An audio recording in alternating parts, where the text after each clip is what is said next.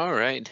Hello, everyone. It is my pleasure to be here today, participating in this great event and talking a little bit about information or data management in livestock systems.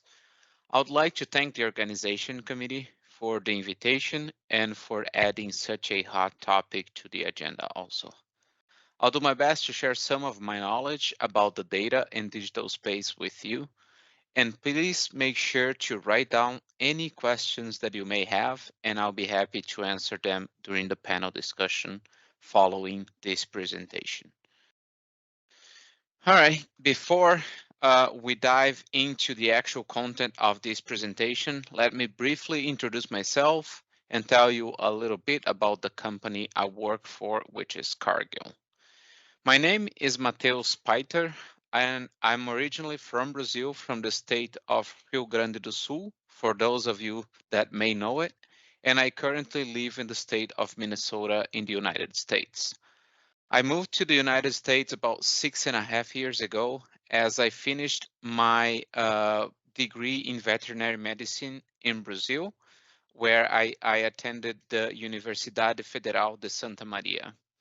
And from 2017 to 2021, I pursued my PhD at the University of Minnesota, working mostly with automated technologies in dairy production and investigating how we can use the data generated from these technologies to improve animal production and herd management on dairy farms. Just 2 days after I defended my PhD thesis, I joined CARGILL, where I work in the Animal Nutrition and Health Division as the digital commercial lead for dairy in North America. And for those of you that do not know much or at all CARGILL, let me give you a brief introduction to the company. CARGILL has business in many different spaces, with animal nutrition being one of the main businesses of the company. And CARGILL was founded in 1865, so over 150 years of history. And today, we are present in over 70 countries around the world, including Argentina. In total, across all divisions, we are nearly 160,000 employees worldwide. In the animal nutrition and health space, CARGILL has acquired a few other brands that may also be familiar to you, and the main ones are highlighted here being Provimi, Diamond V, and Delacon more recently. All right, that is enough about me and about CARGILL. Now let's shift gears and talk about data management in livestock systems. To start off, I would like to briefly touch on some of the main trends and challenges that we face today in livestock farming. As we go through this, keep in mind the role of data in solving some of these challenges. First, as you know, with an increasing population reaching about 10 billion people by 2050, there is a related increase in food demand, where animal production plays a crucial role, especially in providing protein to our diets. In order to achieve that demand, we'll need to keep selecting for high producing animals, be it for meat, milk, or eggs. Also, there is only so much land available for agriculture. Therefore, increasing the stocking density in the area that we do have available will also help us meet the increased food demand.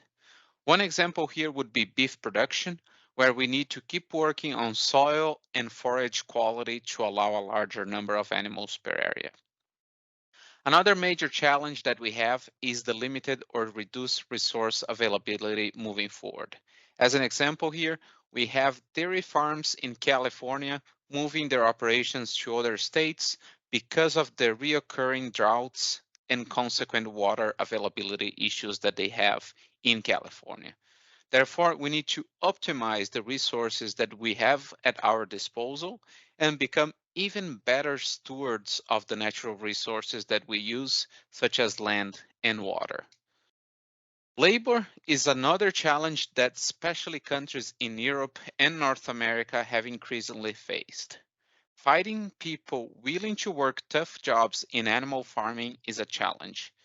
That is why we need to take good care of the workers that we do have available by providing adequate training and tools that make their jobs easier and more pleasant, and that includes digital tools. Another way to mitigate this issue is by making use of automated equipment and artificial intelligence. One example here would be robotic milking systems that come to replace the human labor or milking cows. As if the previous challenges were not enough, the animal farmer is under constant financial difficulties, working most of the time with tight or inexistent margins. Therefore, data can really play a major role in providing insights for best time to bring their products to market, for example, or how to prioritize investments based on return on investment projections. Also, we may leverage data and machine learning to prevent costly events on farm, such as animal disease. The animal industry as a whole has been facing increased scrutiny by the consumers and the media, which increases the pressure for animal welfare, food safety, product traceability, and sustainability, for example. And here again, data can really help us as an industry to show the end consumer that we do take care of our animals and that we do care about the environment that we are in. And lastly, we have a trend, especially in more developed livestock markets, for herd consolidation. For example, in dairy production in the United States, the herd size keeps increasing year after year as small producers get out of business and sell their cows to the mega dairies, which are the very large operations with tens of thousands of cows. And the larger their herds get, the more complex it is to make decisions. The data, once again, is crucial in helping these operations to make data-driven decisions. All right, as we can see, livestock farming is becoming increasingly challenging for many different reasons, right? And basically, there are a few different ways that we can continue to adapt to these challenges. One of them that we have been focusing on for the last few decades is genetics. As you heard earlier today from the Euros group, we continue to select heavily for production efficiency, which allows us to be more efficient with the resources that we have and increase production at the same time. Also, we are continuously finding new sources of nutrients for animal feed. And coming from CARGILL, one of the main global animal nutrition companies, it is clear to me that this is a top priority when we think ahead. Technology is an area that has exponentially escalated over recent years. Today, we have technologies such as robots, drones, and artificial intelligence being applied every day on most farms across the globe. And livestock production is no exception. In just a little bit here, I will highlight some of the technologies that we have today in the field. But the one thing that I will emphasize the most today, which is the actual topic of this presentation, is data. Data plays an essential role in today's agriculture, be it in crops or animal production. Just in these three areas above that we just talked about, we know that data is crucial. In genetics, for example, there is an enormous amount of data that scientists deal with when making genetic advancements. So from now on, I will focus heavily on technology and data as these two go hand in hand, right? So if you think about how we used to do record keeping, we would have folders and folders of paper records on farm, right? And actually today, we still find many livestock farms keeping paper records of their entire operations. And there is certainly nothing wrong with that. However, we are starting to see more and more operations becoming digital and keeping all their records in the cloud, which up to this day has proven a much more efficient and safer way of storing data. Having data in the cloud allows us to easily share data across multiple people that are located anywhere in the world. For those of you that have a smartphone, that's exactly why we have such seamless data sharing processes all the time through our phones, because everything basically is stored in the cloud. So it makes that data sharing very, very easy. And this more recent digitalization process occurring in the livestock industry is referred to as precision livestock farming, which is constantly changing and evolving, of course, with the development of new technologies. Today, farmers have access to a variety of technologies that help them optimize their operation. Some of the examples of technologies out there are sensors for ambience control, animal behavior and health monitoring technologies, milking and feeding automation, augmented reality for walk-alongs, drones for feed inventory management, and much more. Here, to exemplify the amount of technology available in our industry, I focused on dairy only for the sole reason that this is the industry I work on and have the most knowledge. However, later I will show you some examples of technologies that we have with other species at Cargill also. In this first bucket, we have some of the main automation technologies in dairy production, which are mostly related to milking the cows, feeding the calves, and barn climate control automation. In this second bucket, we have some of the main technologies available for animal behavior and health monitoring. Most of these are wearables, meaning that they are devices cows wear as ear tags, collars, pedometers, etc. But we also have internal boluses, cameras, and even a cow mask for reduction in methane emissions. And this last bucket here on the right includes a lot of software for herd management, feeding management, and finances. So my main goal with this slide is just to show you the variety of different technologies that we have available to the farmers today. And here we have some examples of the actual technologies I was just talking about in the previous slide. Here on the left, we have some of the automated technologies more largely used in dairy. The first one on top shows an automatic milking system or robotic milking system. The one in the middle shows an automated feeding system. And at the bottom, we have an example of automatic feeder for milk feeder for calves. What all of these technologies have in common is the automation of some of the most labor intensive tasks on a dairy farm. Now here in this middle bucket, we have examples of technologies that monitor animal health and behavior. At the top, there is an example of a technology using cameras to monitor the behavior of the cows at the pen level. Right below, if we can see, we can see the cow mask that I was just referring to, um, which is a technology actually that Cargill is investing in, and it helps monitor and reduce methane emissions. Then to the right of that cow mask, we have an example of a rumen bolus, which monitors activity, rumination, and temperature of the cows. And at the bottom, we have one of the most widespread sensors used in dairy production, which are the activity collars. And they monitor, again, activity and rumination.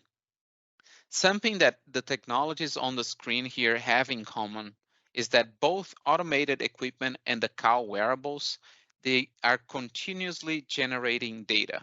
In a lot of cases, every second of or every minute of every day. Then moving all the way to the right, we also have examples of different software normally used on dairies.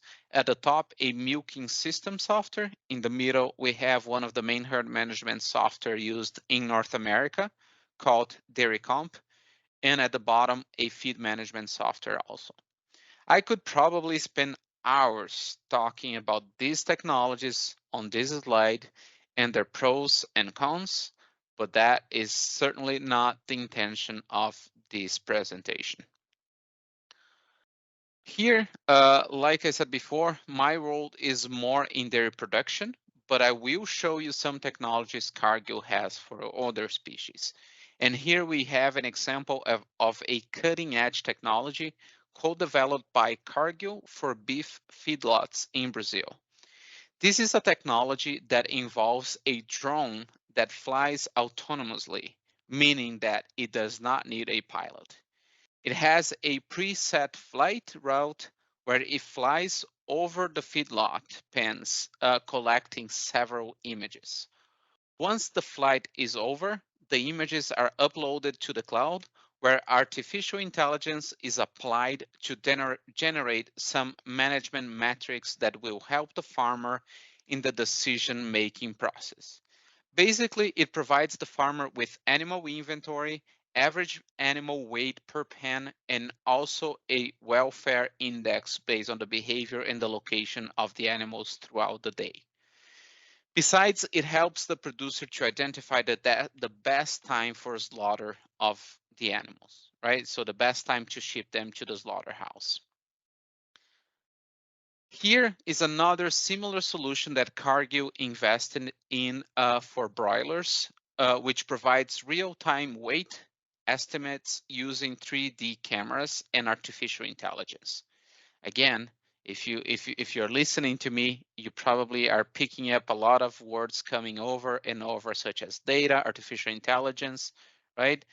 And this technology, it requires one camera per every 10 to 12,000 birds, and a dashboard for the farmer is provided so that they can use that to monitor the data or the weight of their flocks, right? And all of these technologies and their associated data allow the producer to have a better control of their operation, especially when thinking about automation and having consistent and reliable chores being performed by machines on farm. It allows the producer to make long-term plans based on actual data from their own farm, minimizing uncertainties and making data-driven decisions. Also, it is easier for the producers to address some of the consumer demands, especially if you think about animal welfare, for example. Labor efficiency and in some cases reduced need for hired labor are also benefits associated with the use of technologies in livestock production. Yet, regulation compliance can be achieved with the help of technologies, like in the case of in dairy production, in this case, the case of somatic cell counts, when we have sensors that detect milk from cows with mastitis or with high somatic cell count and dump that milk so it does not get to the bulk tank. Another important aspect of technologies in dairy production is the perceived easier farm succession to the next generation. We hear from some producers that the investments in technology on farm are really helping the next generation to want to stay and continue with the business. As younger generations like us, like me, are not as willing for the most part to perform more repetitive and labor intensive work, such as milking cows, for example. So that's a great benefit that we are seeing of all of these technologies is that the younger generations want to continue and are more willing to stay and help the family business. However, there is another commonality among all of the technologies we just talked through. They all generate a lot of data throughout the day.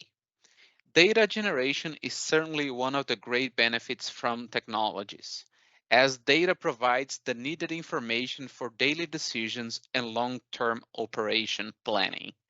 However, all of this data can be overwhelming at times, especially for the producer that has multiple systems collecting data on farm and no time to make sense of it all. So what we are challenged with is how do we leverage all of this data to help with decision-making process? Because at the end of the day, the reason why the farmers invest in technology is so that they can be better equipped to make decisions about the production and health of their animals, as well as to improve the efficiency of their operation, right? So just thinking of everything I just said about the different sources of data and how data can be overloading. Let's imagine a dairy farm that has basically all possible technologies out there. What would that look like? Normally, each system has its own dashboard or interface, displaying data for a specific area of the farm. And this data compartmentalization, or also known as data silos, can make the decision-making process for the farmer more time-consuming and less efficient than it should be. Can you imagine what this farmer would have to go through on a daily basis in order to analyze and understand his entire operation? Because at the end of the day, right, because the producer or the farmer, they paid for all of that technology, they better off utilize or use all of that data to really help them on a daily basis, right, to make decisions. Otherwise, you are losing a lot of valuable information. So what if there was a system that integrated all of these possible data sources for the farmer or for the producer? There are today systems that are integrating with others. For example, herd management software integrating with the milking system software. However, it's still up to this day, most technologies are a standalone decision-making tool. And here we are starting to see a trend that in the industry as a whole, where we are seeing a race to see who is the company that can get there first and be the one that have all of these data sources integrated, right? So that is one of the main challenges, one of the main topics and themes across the livestock industry today. How can we combine all of this data? Who can collaborate with who across the companies, across different institutions, with the producers, with the farmers? How can we be efficient and collaborate to really bring all of this data together to really make some meaningful decisions, right? So that is something that lots of companies, including Cargill, are investing heavily in to make sure we can really leverage all of this data being generated at the farms, right? So basically, the farmer, with all of those technologies we just went through, would be overwhelmed by the amount of data they would need to go through and the amount of different interfaces they will need to look at to come up with decisions. However, that is not just a hypothetical scenario, just like the one I just walked you guys through. Of course, not all farms out there have 20 technologies or 15 technologies. We might be talking about 2 or 5, right, or 0, but there are larger operations, very sophisticated operations today that do struggle with multiple systems today, trying to make them talk to each other.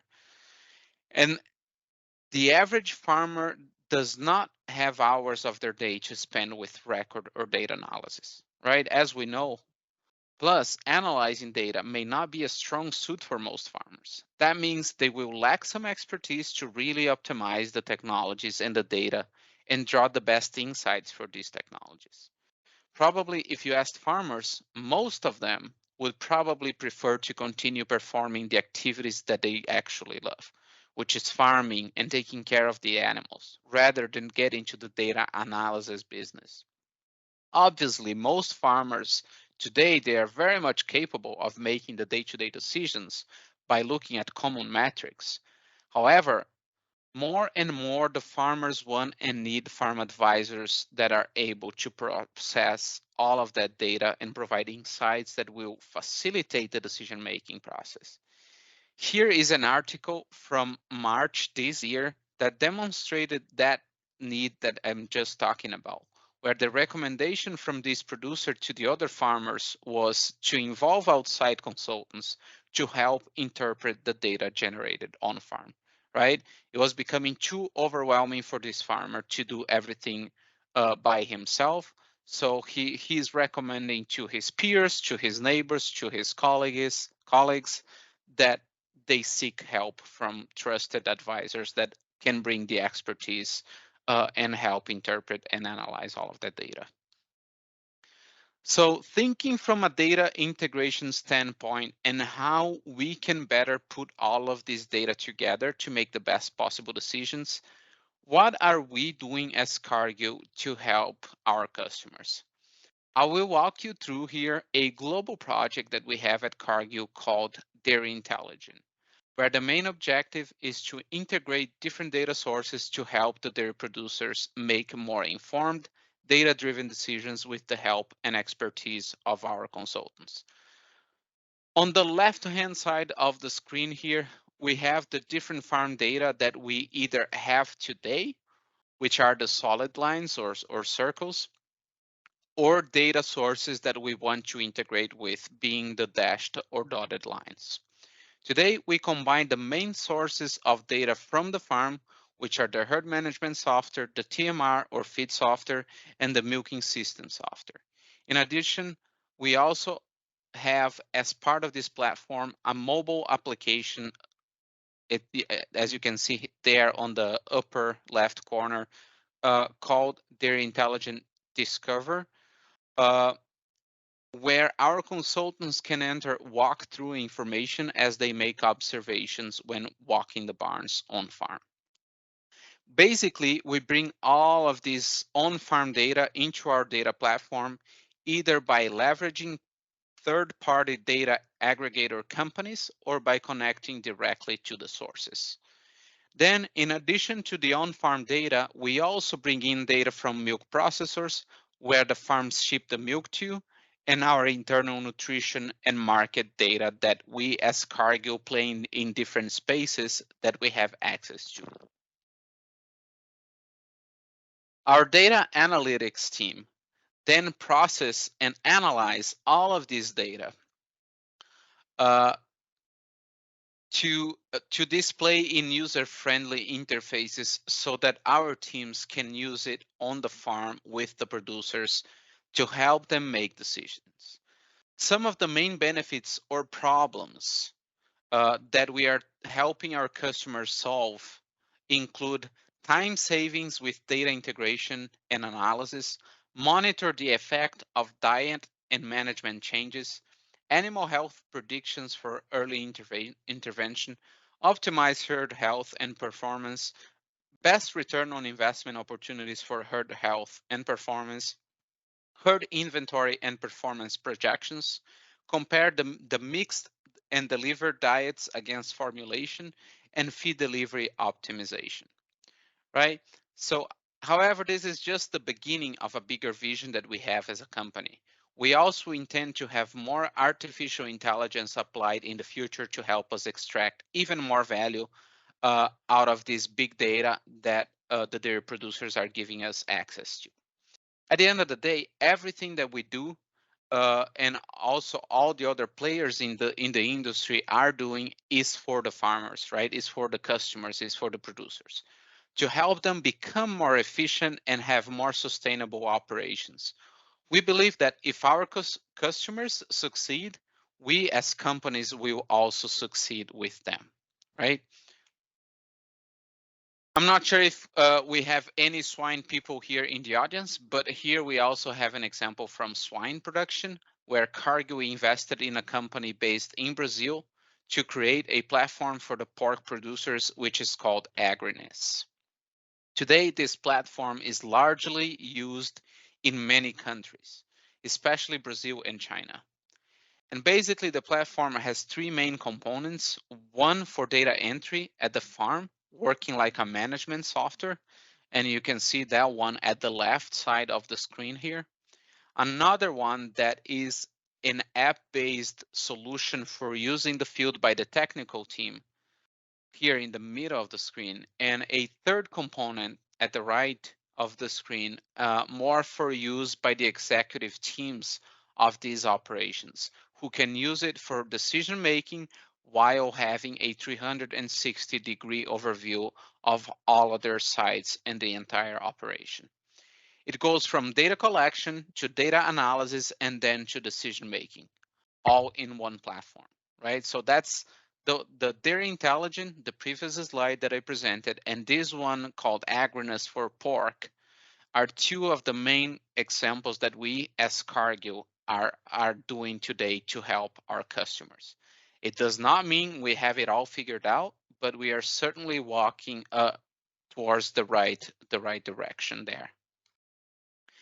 Now that we have seen many examples of data generating technologies and data integration solution, let's talk about some of the challenges and opportunities that we have ahead of us in this area.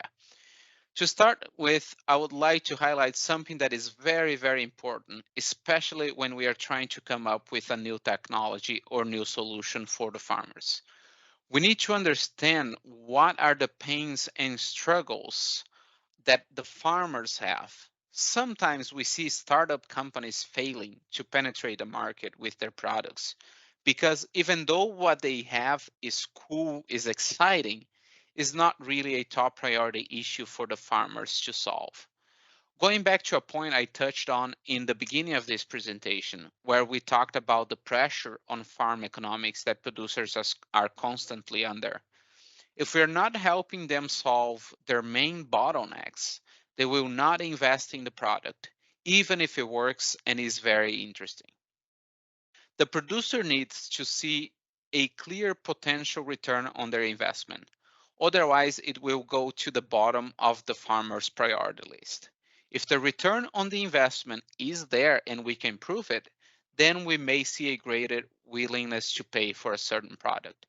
A similar approach should be applied when we are thinking about applied research in the academic world. Sometimes we see research that does not really translate to problem that farmers are trying to solve. Therefore, as farm advisors and researchers, we need to have a clear understanding of what are the jobs to be done for the customer or farmers when thinking of what to do next or what solutions we need to work on. Another very important challenge I would like to talk about is the quality of the data that we use and what effects it may have on the decisions we make. In the data space, we have a we usually say garbage in, garbage out, meaning that the quality of the insights generated through the data analysis or modeling is directly proportional to the quality of the data recorded at the source, in this case, the farm. Therefore, record keeping on farm is crucial.